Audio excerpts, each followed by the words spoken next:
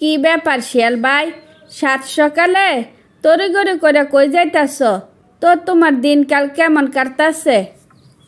আমার আবার দিনকাল কোনো রকমে যে বাচ্চা আছি সেটাই অনেক বেশি। শিয়াল ভাই, তোমার কি কোনো কিছুর অভাব আছে যে না খাইয়া বাচ্চা আছো? কি হয়েছে রে ভাই, আমার একটু খুললা কও তো। ভাই আর বলিস না, একদিকে বোর জ্বালা আরেক দিকে মার জ্বালা, দুই জ্বালা মিলাইয়া আমার জীবনটা একাকার হইয়া গেছে। কোনটা দিন কোনটা রাত আমি বুঝতে পারি না। আমি একটা কথা বলি, বউ যদি বেশি জ্বালা তাহলে বউরে বাপের বাড়ি পাঠাইয়া দাও, আর মা যদি বেশি জ্বালা তাহলে মারও বাপের বাড়ি পাঠাইয়া দাও। দেখবা মামলা ডিসমিস হইয়া গেছে। তোমার কথাটা একেবারে মন্দ না, কিন্তু একটু সমস্যা আছে। ওরা ওদের বাপের বাড়ি যাইব, তাইলে তোমার সমস্যা কোথায়? বুঝলাম না তো। সমস্যা আছে রে ভাই, সমস্যা আছে। বউ আর মা যদি যার যার বাপের বাড়ি চলে যায় তাইলে আমার সংসার সামলাইব কে?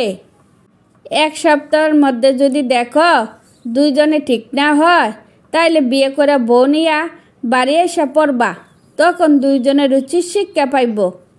যতই খারাপ হোক সে তো আমার বিয়ে করা বউ, যতই হোক জানিনা শুনিয়া আমি আমার বউয়ের এত বড় সর্বনাশ করতে পারবো না।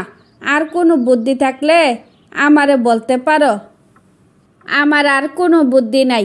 বউর জন্য যদি এত দরদ উতরাইয়া উঠে তাইলে যেমন আছো তেমন থাকো, আমি তোমার আশেপাশে নাই।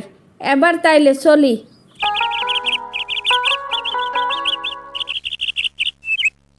শোনো, আমি আর এ বাড়িতে থাকবো না।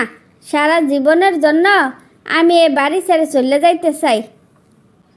এই বউ, তুমি এসব কি কইতাছ? আমি তো তোমার কোনো দিন কোনো কিছুর অভাবে রাখি নাই, তাইলে তুমি আমার ছেড়ে যাইবা কেন? যে সংসারে তিন বেলা শান্তিতে খাইতে পারি না, সে সংসারে অভাব থাকলে কি আর না থাকলে কি, এত প্যারা নিয়া সংসার করা যায় না।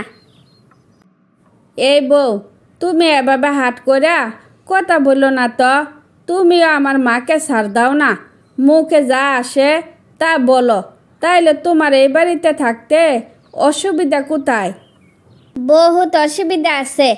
আমার যদি তোমার মার কাছ থেকে আলাদা করে রাখো তাইলে আমি তোমার সংসার করব, নইলে তোমাকে ছেড়ে চলে যাব। শোনো বউ, আমার মার আমি ছাড়া আর কেউ নাই। শুধু শুধু তুমি এ ফালতু কথা বললো না। তোমারে আমি অনেক পছন্দ করি, তুমি আমারে ছাড়া যাইতে পারো না। পারি না বলতে কোনো শব্দ আছে নাকি? নিজের ভালোর জন্য সব কিছু করতে পারি।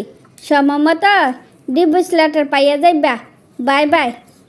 বউ, ও বউ, আমার এমনি অসর মতো করে চলে যাইতাছ? কাজটা তুমি ঠিক করতেছ না, কাজটা তুমি মোটেও ঠিক করতেছ না। ও বউ।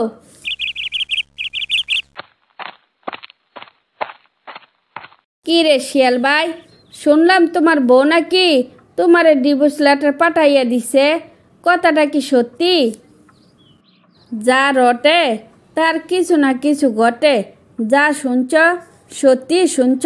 যার জন্য এত কিছু করলাম সে আমারে অসহায়ের মতো করে রাখিয়া চলিয়া গেল। সেদিন তো তোমারে বলছিলাম বিয়ে করে বউ নিয়ে আসো, কিন্তু সেদিন তুমি কি বলছিলা? সে তোমার বিয়ে করা বউ, তার সাথে বেমানি করা ঠিক হইব না। সে কিন্তু বেমানি ঠিকই কইরা গেল। ওই যদি ভালো থাকতে পারে আমাকে ছাড়া, তাইলে তো আমার আর কিছু করার নাই।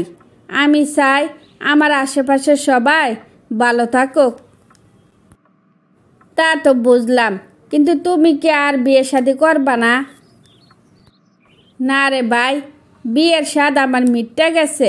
যতই হোক মা তো আমার, মারে তো আর কোনোভাবে আলাদা রাখা যাইব না। তাই সিদ্ধান্ত নিছি আমি আর কোনো দিন বিয়ে শাদি করব না। তোমার কাছে যা ভালো মনে হয় তা করো, বিয়ের ব্যাপার তো, তাই জোর করে কিছু বলবো না। না রে ভাই, আমি ফাইনাল ডিসিশন নিয়ে নিছি। আমি সারা জীবন একা একা থাকতে চাই। চল বাড়ি ফিরে যাই, মা আমার জন্য অপেক্ষা করতেছে। তারপর অসহায় শিয়াল বাকি জীবন একাকিত্বভাবে জীবনযাপন করতে লাগলো।